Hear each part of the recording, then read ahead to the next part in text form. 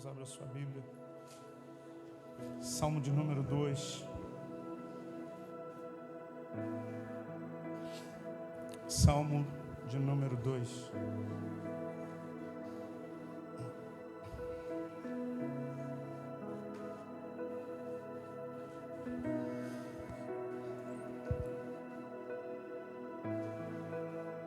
Tenho a ligeira impressão se Jesus voltar no Dia das Mães.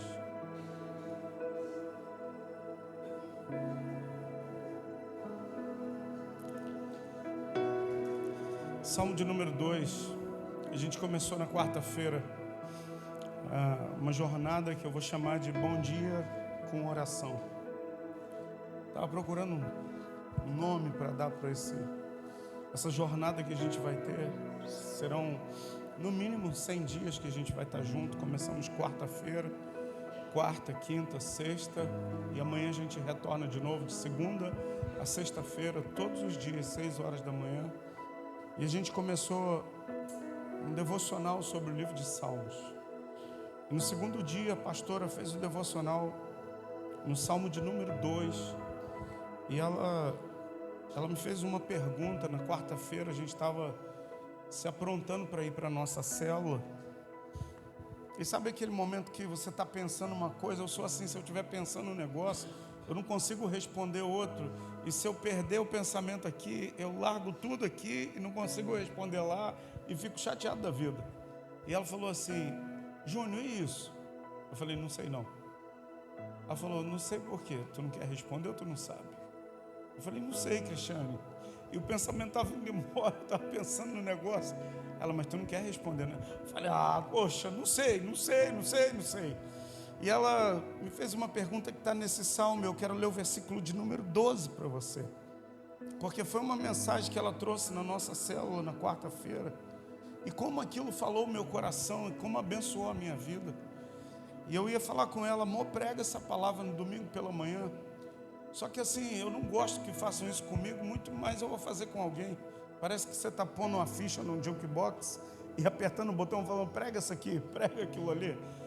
Eu falei: poxa, tomara que ela pregue essa mensagem. Já que ela não pregou, eu prego em nome de Jesus. Se você estava no devocional, que bom, você vai ouvir diferente agora através do pastor. Se você é da nossa célula, na verdade só tem um Mário aqui. Acho que eu vou dar um sabão no pessoal da célula na quarta-feira. O pessoal não vem para a igreja. A gente vai meditar nesse texto. O versículo de número 12 diz assim: beijai o filho, para que não se irrite, e não pereçais no caminho, porque dentro em pouco se lhe inflamará a ira. Bem-aventurados todos os que nele se refugiam. A pergunta que a pastora me fez, e a pergunta que eu faço para você é: você tem beijado o filho? Ela falou assim: Júnior, o que o texto está querendo dizer, beijar o filho? Eu falei: não sei, Cristiane. E de verdade, eu não sabia. Eu já tinha ouvido esse termo, beijar o filho, beijar o filho. E aí eu fui descobrir que tem uma música que diz: beijem o filho. Pastor, mas o que é beijar o filho? Vamos entender esse salmo aqui, e vai ser a nossa meditação dessa noite de hoje. Eu quero que você saia daqui muito edificado por essa palavra, porque essa palavra, sabe, alimentou tanto a minha vida, irmão, abençoou tanto o meu coração, e eu queria muito que essa palavra também abençoasse o seu coração nessa noite de hoje, em nome de Jesus. Você está comigo aqui, sim ou não? Então vamos lá. O versículo 1 do salmo. Esse salmo, ele é intitulado por Davi. Pastor, a primeira coisa que a gente precisa entender: o que eram os salmos, Davi? Os salmos eram cânticos, eram poesias que os judeus cantavam. Na sua grande maioria, eram poesias que eram para ser entoadas e cantadas com instrumento de corda. Não tinha instrumento de percussão, eram feitas para instrumento de cordas. Por quê? Porque Davi, o maior autor dos salmos, ele foi o que mais escreveu salmos. Ele era um excelente arpista, ele tocava muito bem. E esse salmo de número 2 é um salmo onde vai falar do reinado do ungido de Deus. E o texto começa assim: porque se enfurecem os gentios, e os povos imaginam coisas vãs. Os reis da terra se levantam, e os príncipes conspiram contra o Senhor e contra o seu ungido, dizendo: rompamos os laços e sacudamos de nós as suas algemas. A primeira parte desse salmo, a primeira parte dessa canção, vai falar de reis, sabe, de povos que se levantam contra o Senhor. E aqui eu quero dizer a primeira coisa para você: todos os dias, na minha vida e na sua vida, sempre vai se levantar alguém contra nós. Todo dia. Uma certa vez eu ouvi um pregador dizendo: olha, quando você se converte, vem um demônio lá do inferno, tira uma foto sua foto chega lá no inferno, 3x4. Quem lembra a foto 3x4? Aquela foto do documento que você sempre saiu feio. Sim ou não? Tem uns crentes aqui que são muito, sabe, são muito autoestima. Pastor, eu não saí feio não. Agora é tudo online, né? Mas naquela época a gente ia para esses lugares, esses cabines que batem foto. E aí você preparava, você fazia o teu melhor. Aí a pessoa te arrumava, botava o teu ombro colado na parede de trás, ajeitava você, seu queixo. Olha, não sorri, agora, segura aí, prende a respiração. Aí quando você ia ver a foto no documento, coisa feia, meu irmão. Escuta, eu ouvi um pregador dizendo: eu nunca mais esqueci aquilo. Vem um demônio lá do inferno, tira uma foto sua, só que chega lá no inferno 3x4. À medida que você vai caminhando, recebendo autoridade espiritual, crescendo na tua vida com Deus, a foto vai ficando 10x15. Aí vai chegar numa folha A3, ela vai aumentando até que chega num outdoor. Escuta, a minha foto e a sua está grande a beça lá no inferno, meu irmão. Se esse negócio existe, eu quero te dizer que a minha foto e a tua estão gigantesca lá. Estão querendo acabar com a mim e com a tua vida. Mas eu tenho uma boa notícia para você. Nessa noite eu posso ouvir um amém seu. O texto diz assim: porque se enfurecem os gentios e os povos imaginam coisas vãs, os reis da terra se levantam e os príncipes conspiram contra o ungido, contra o Senhor e contra o seu ungido, dizendo: rompamos os laços. Esse termo, romper os laços, significa quebre a aliança. Escuta, o inimigo quer que você quebre a tua aliança com Deus. O inimigo quer que você quebre seus vínculos com Deus, seus laços com o altar da tua aliança. Tem gente que está tão fraca, sabe, tão enfraquecida na fé, e o levante do inimigo tem vindo contra você, dizendo: quebra a aliança, sabe, rompe isso daí. E o texto diz, versículo de número 4, a segunda parte desse salmo diz assim: ri-se aquele que habita nos céus, o Senhor zomba deles. Escuta, meu irmão, ainda que venha um levante do inferno contra a tua vida, o texto da palavra está dizendo: Deus está lá no trono, Max. Ele está rindo dos inimigos que se levantam contra a tua vida. Ele está rindo dos inimigos que se levantam contra você, Davi. Você pode imaginar a cena, meu irmão? Escuta, eu não sei, acho que o Reinaldo é o mais grandão que tem aqui hoje. Acho que depois de mim o Reinaldo é o maior aqui, mais forte. Pensa o Reinaldo, você mede quanto? Nem sabe quanto mede. Já perdeu, está crescendo ainda, está na fase de crescimento. Agora pega um bem pequenininho aqui. Ali, ó. Ali, Daniel. Não, o Geis é um gigante. Geis. Que coisa implicando contigo, homem de Deus. O Geis é um gigante, gente. O Danielzinho ali, ó. Ele me lembra um desenho animado, irmão. Que desenho animado do Scooby-Doo? Escuta, o Danielzinho. Reinaldo gigante. Ele fala assim: eu vou te pegar, hein? Eu vou acabar com você, Reinaldo. Reinaldo, eu vou te bater, Reinaldo. Reinaldo, eu vou fazer isso. Olha o tamanho do nego, irmão. Eu acho que não tem problema falar nego aqui não, né? Porque tem um lugar que você não pode falar: mas, pastor, sou um racista, pastor, sou homofóbico, sou isso, aquilo. Escuta, olha o tamanho do bitelo, irmão. Tamanho. Se o Daniel virar para você: eu vou te arrebentar, Reinaldo. Eu vou quebrar você todinho, eu vou acabar com a tua vida, eu vou acabar com a tua família. Imagina o Reinaldo do jeito que ele está com o braço cruzado. Ele vai ficar olhando para o Daniel, rindo. Escuta, é uma maneira de comparar para você entender, mas é muito, sabe, multiplica isso milhares de vezes. É o teu inimigo dizendo assim: eu vou acabar com os planos que Deus tem na vida do Júnior. Só que quem governa a minha vida está lá no trono, dando gargalhada. Sabe por quê? Porque quem é o Senhor da minha vida, quem governa a minha vida, quem vai avante das minhas batalhas, nunca perdeu uma guerra.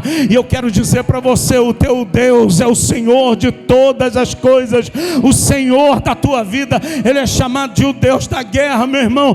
Ele é o valente, Ele é aquele que nunca perdeu uma batalha, e Ele está rindo dos teus inimigos.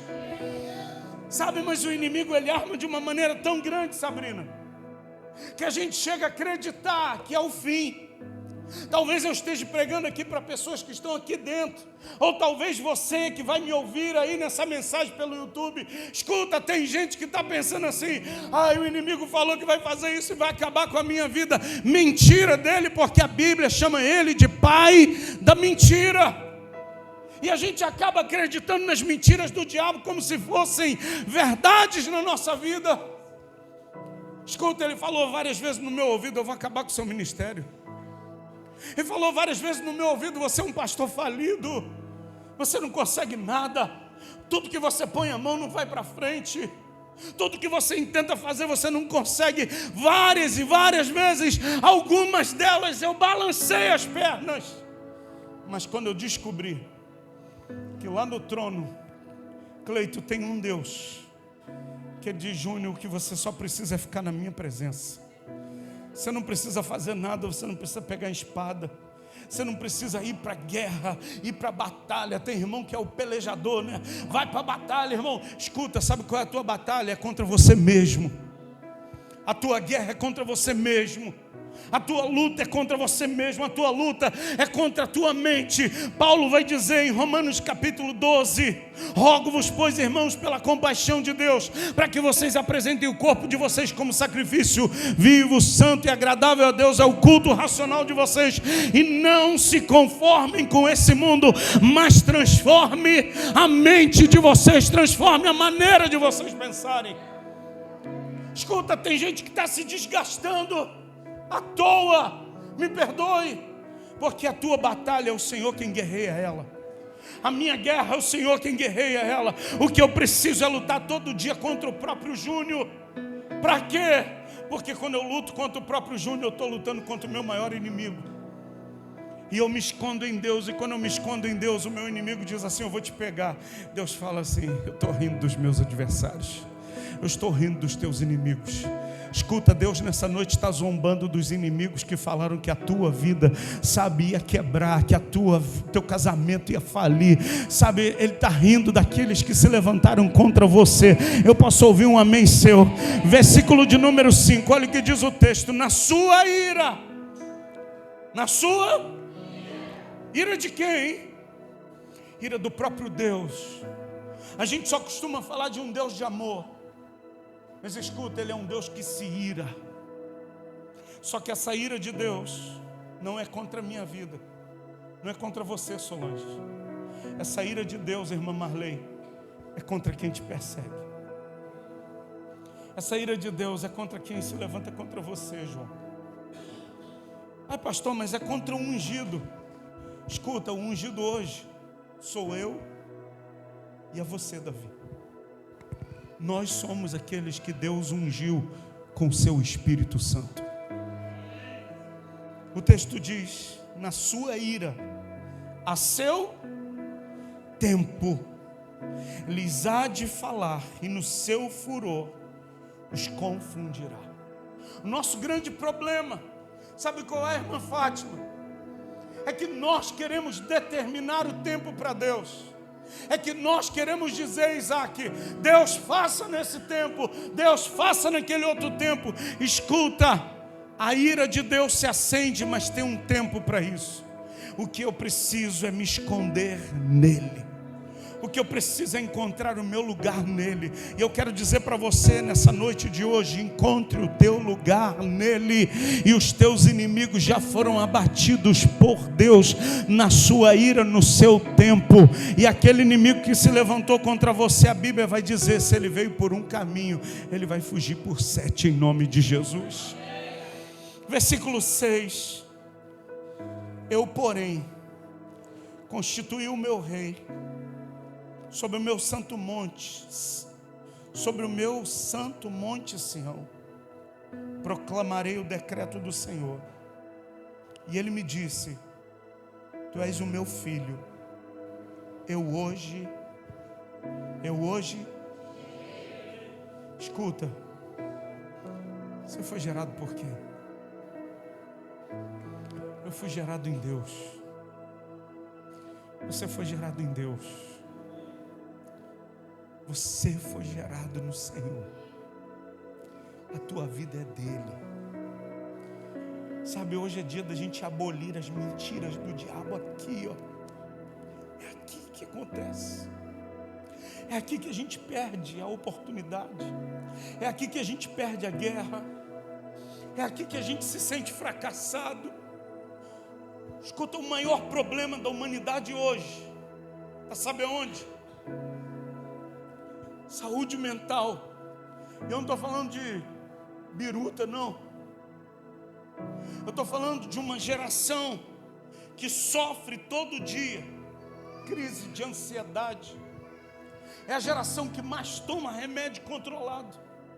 É a geração que menos suporta pressão, dor.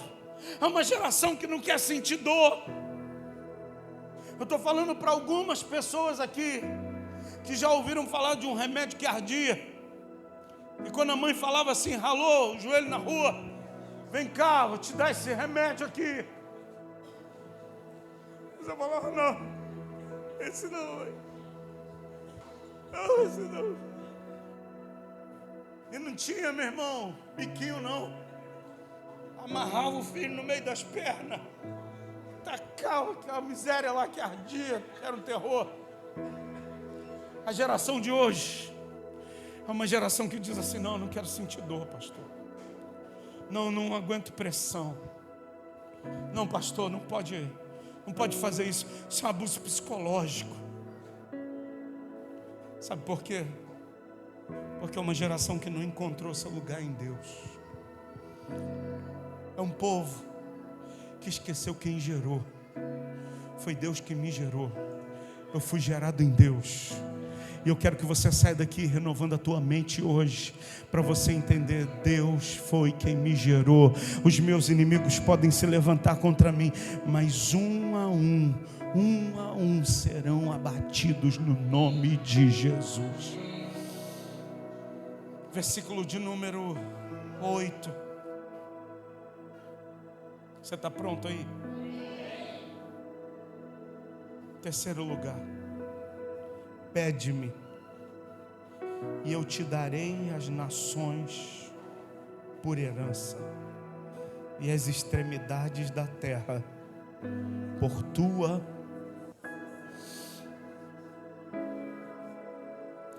Fala isso para quem está ferido, Leandro. Ele vai dizer: eu não posso. Fala isso para quem está deprimido, Marlon. Ele vai dizer: eu não consigo. Fala isso, Aline. Sabe, para quem está trancado dentro de um quarto, ele vai dizer: a minha vida se resume a isso aqui. Agora fala isso para quem entendeu: eu fui gerado em Deus. Pede-me, te darei as nações por herança. Ele vai começar a gritar dizendo: Deus, eu quero o teu favor na minha vida. Nosso grande problema é que a gente dá mais crédito às mentiras do diabo, Daiane, do que às verdades daquilo que Deus fala ao nosso respeito. Quem você é para Deus? Sabe o que Deus fez na sua vida, Lívia? O que Jesus fez por você, Mateus? O versículo de número 9 diz assim, é a terceira parte desse salmo. Na primeira parte, é os inimigos se levantando contra Deus. A segunda parte do Salmo é Deus mostrando a perspectiva dele que ele tem comigo e com você. O inimigo pode se levantar contra a minha vida e a sua, mas Deus pensa algo ao meu respeito e ao seu. Olhe para o seu vizinho e diz assim: o inimigo pode se levantar contra você, mas diga assim: Deus está pensando algo a respeito da sua vida.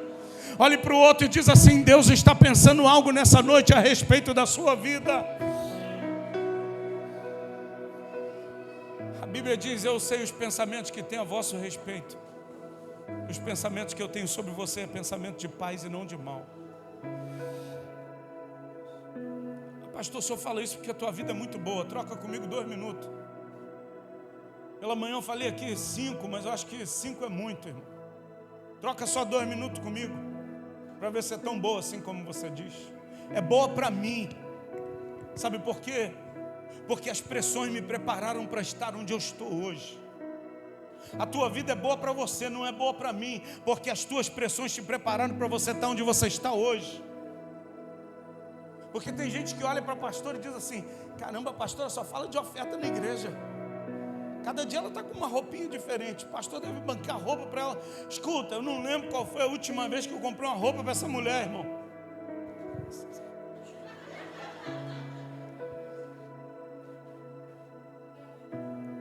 E ela chega em casa e fala: que roupa é essa, Cristiane? Deus piscou para mim. Falei: Deus, continua piscando, Senhor. Continua fazendo isso, ó Deus. Escuta. Mas teve um momento que a gente não tinha nem o que vestir direito. Teve um tempo na nossa vida que eu só tinha uma calça, uma blusa cor de abóbora. Eu detesto cor de abóbora. Um sapato. O sapato a gente foi fazer evangelismo lá do outro lado. Eu olhei para o mendigo, ele estava descalço. Eu falei assim: cadê teu sapato? Ele: não tenho não, pastor. Deus falou: dá o teu para ele. Eu falei: só tenho esse. Como é que eu vou ficar? Dá o teu sapato para ele. Eu estava num tempo, irmão, sabe, de aperto, mas um tempo de aperto onde Deus estava tirando algumas coisas de dentro de mim para colocar outras. E eu estava num momento assim de tanta intimidade com Deus. Tirei o sapato. Falei: guerreiro, um sapato aí não anda mais descalço não. Domingo você vai para a igreja de sapato. Querido, eu nunca mais parei de ganhar sapato. Nunca mais parei de ganhar. E essa mulher fica falando: já tem muita coisa aí, é melhor tu dar. Eu falei: deixa os meus sapatos, fica com as tuas piscadas para lá e deixa as minhas coisinhas aqui. Porque tem gente que olha e diz assim: a vida do pastor deve ser 1000 maravilhas, por isso que ele fala de fé.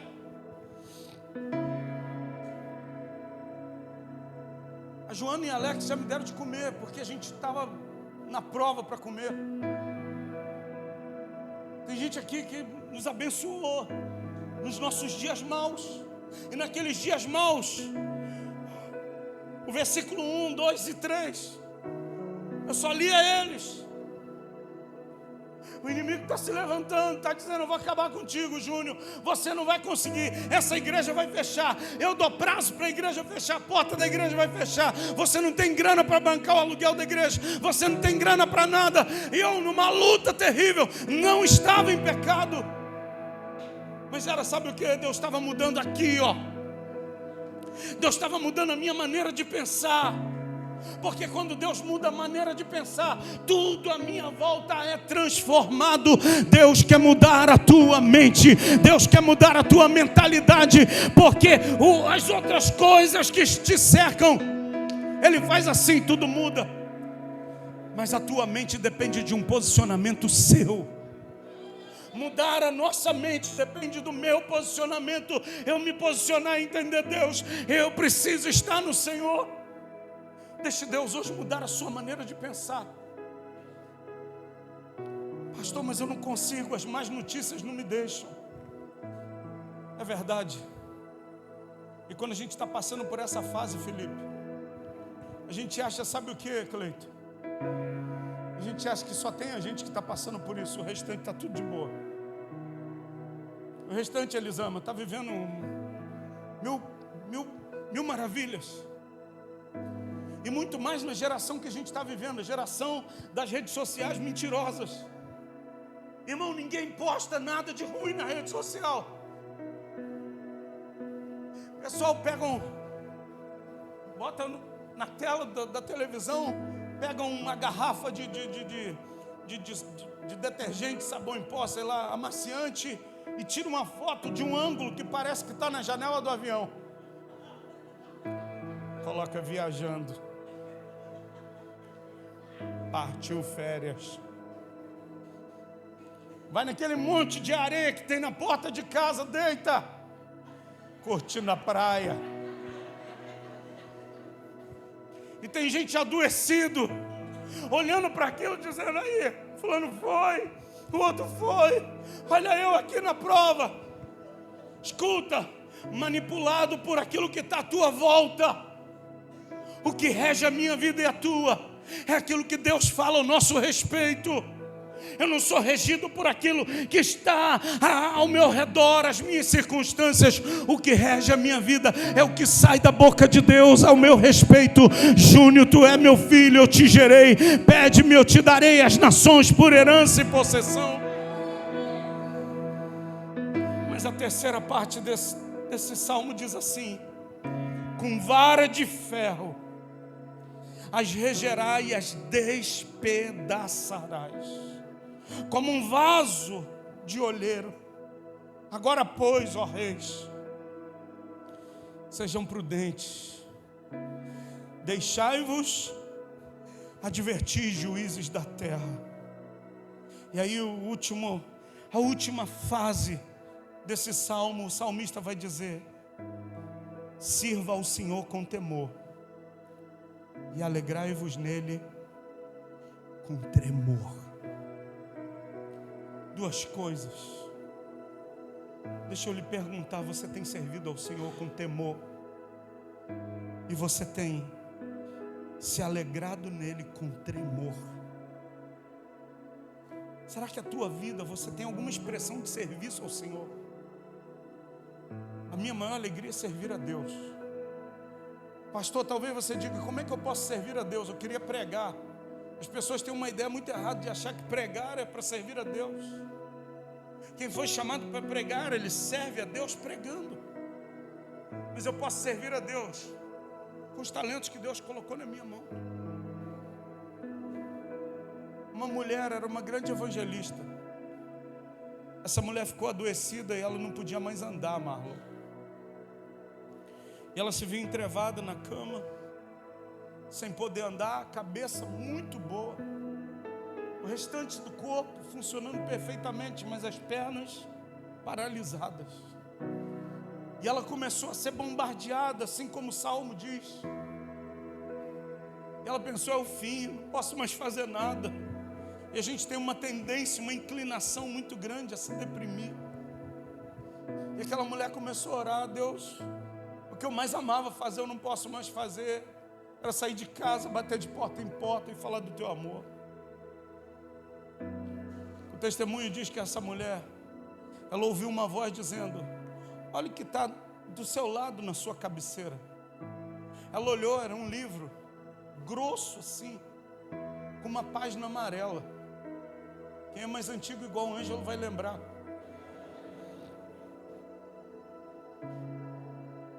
Que nos primórdios da humanidade o pessoal usava linha telefônica. E quando virava o ano, os entregadores entregavam um livro desse tamanho, grosso assim, escrito páginas amarelas. E ali continha o número com o nome do proprietário de todas as linhas telefônicas em toda a região próxima dele. Aquela voz falou: você tem um monte de nomes, um monte de número, e você tem uma linha telefônica, e você tem uma voz. Aquela mulher ganhou mais gente para Jesus quando ela estava entrevada na cama do que quando ela estava boa. Sabe por quê? Porque ela ressignificou a sua vida, porque ela deu um novo sentido para a sua vida, porque ela entendeu: se eu estou nele, tudo à minha volta vai cooperar para o meu bem. O grande problema é que a gente está operando fora da presença.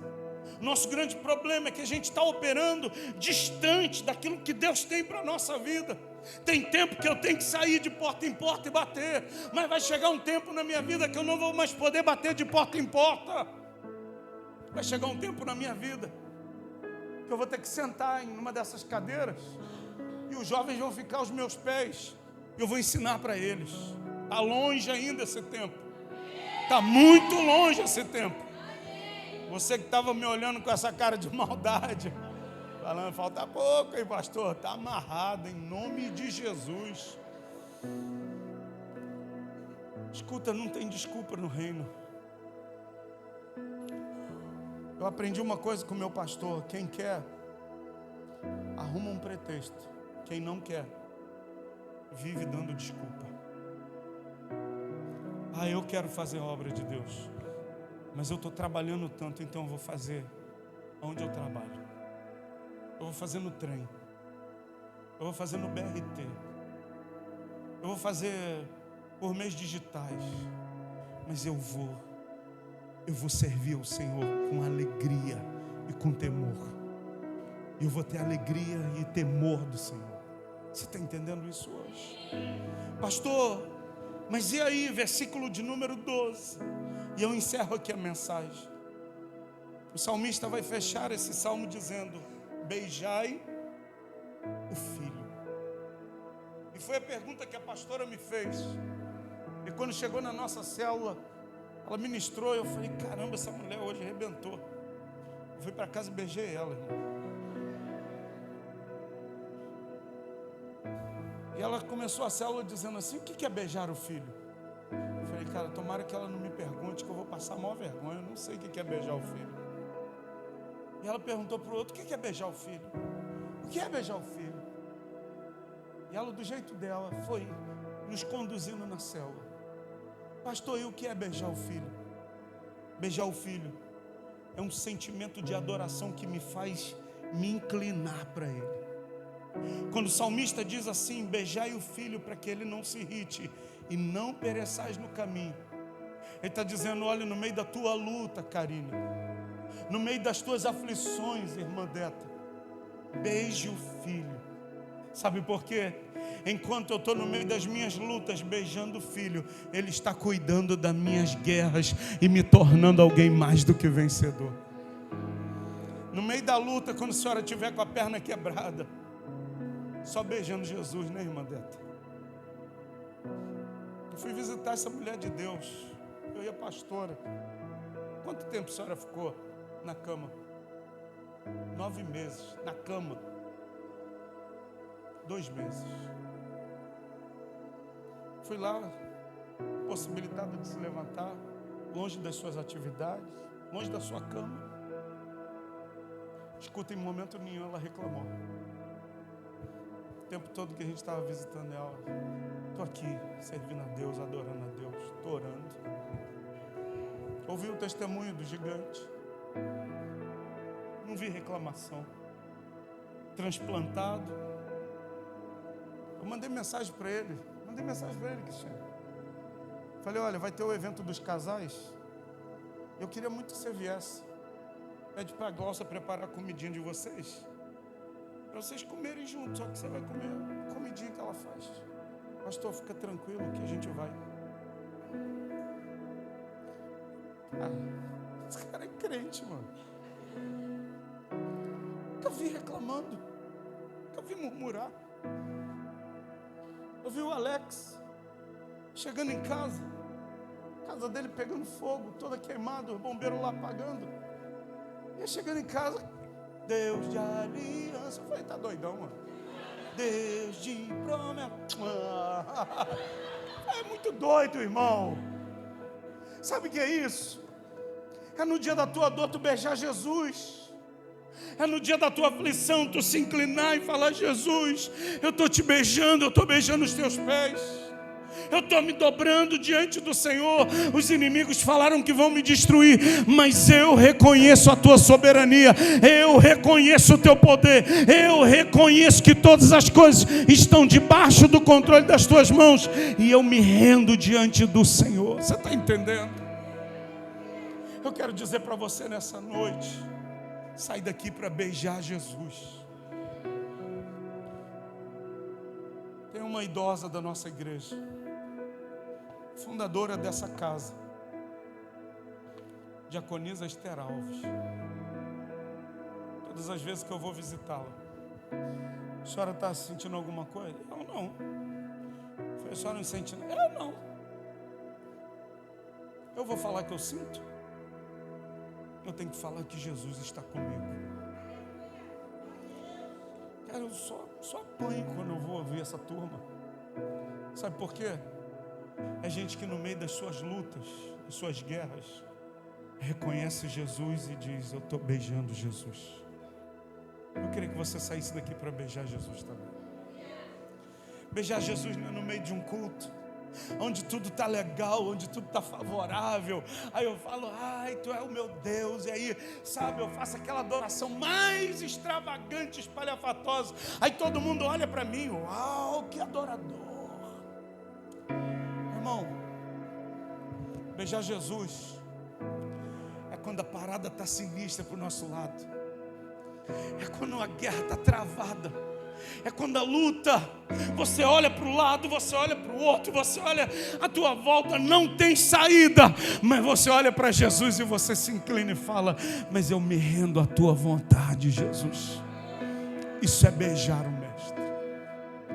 Porque fazer festa quando tudo está bem, escuta, lá na minha rua hoje tinha som alto, cheiro de churrasco, porque é dia das mães, então vão fazer festa. O ímpio faz festa. Fazer festa quando tudo está bem, irmão, qualquer um faz.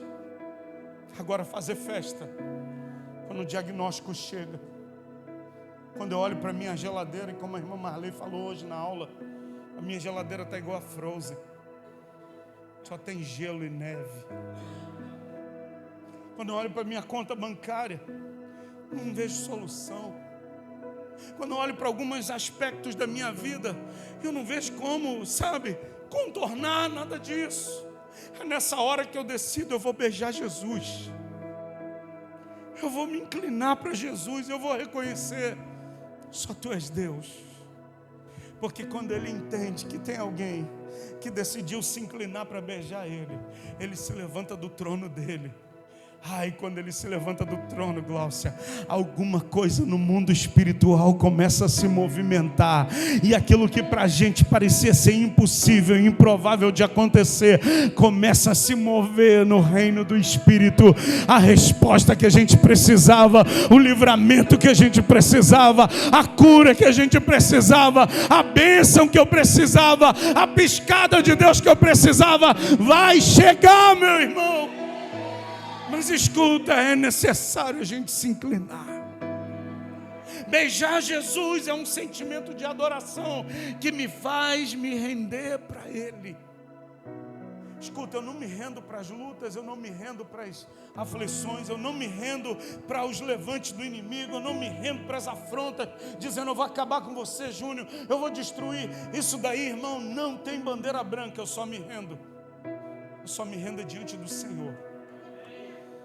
Diante dele eu me derramo. Diante dele eu quebranto o meu coração, porque eu reconheço que basta só ele estar lá à mão. Tudo que estava fora do lugar começa a se encaixar.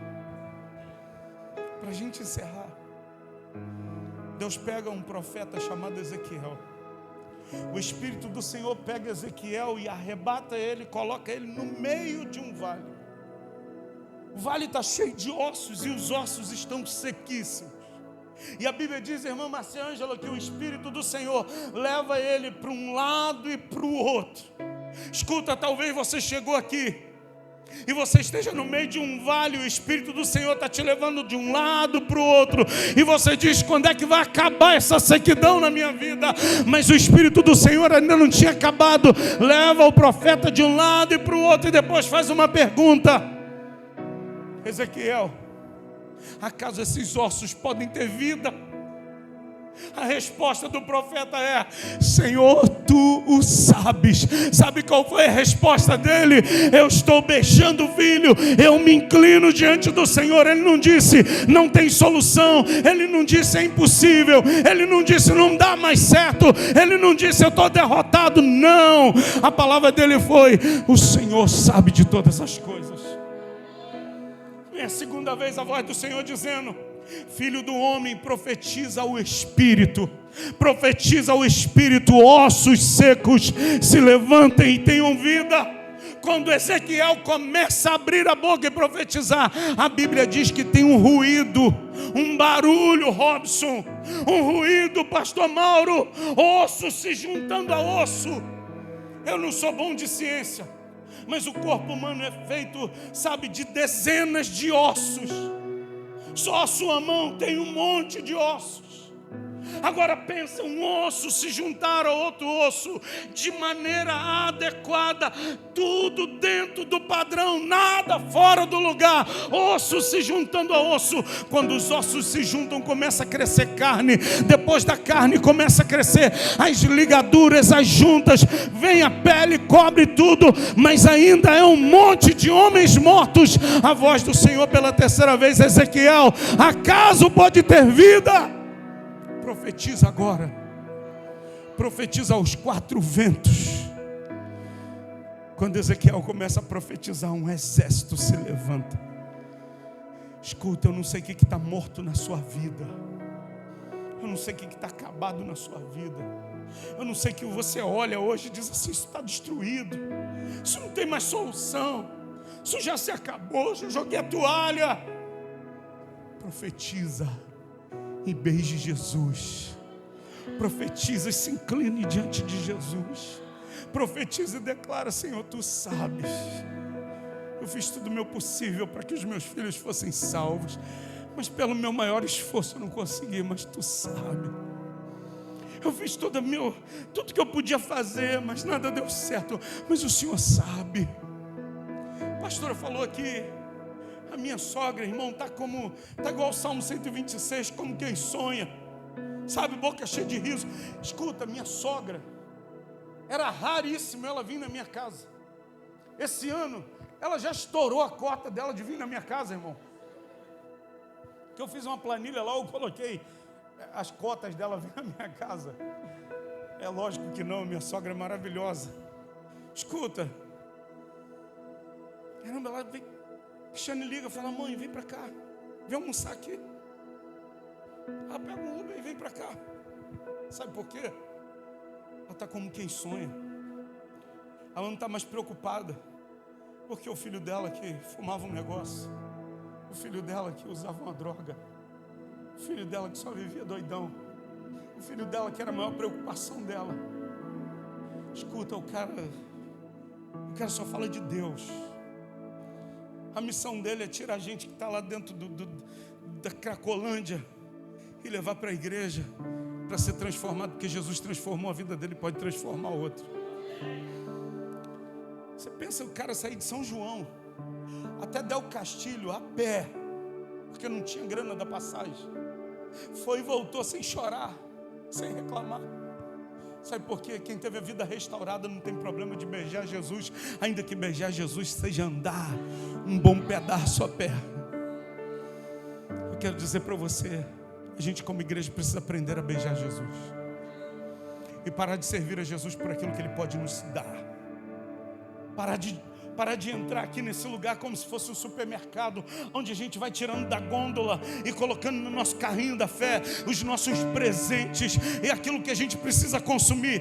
Hoje eu preciso de uma bênção assim, e a gente vai lá na gôndola da bênção e joga dentro do nosso carrinho da fé. Escuta, é tempo da igreja se posicionar, e não importa as aflições, não importa os tempos difíceis, eu vou me inclinar diante do Senhor. Eu vou beijar Jesus.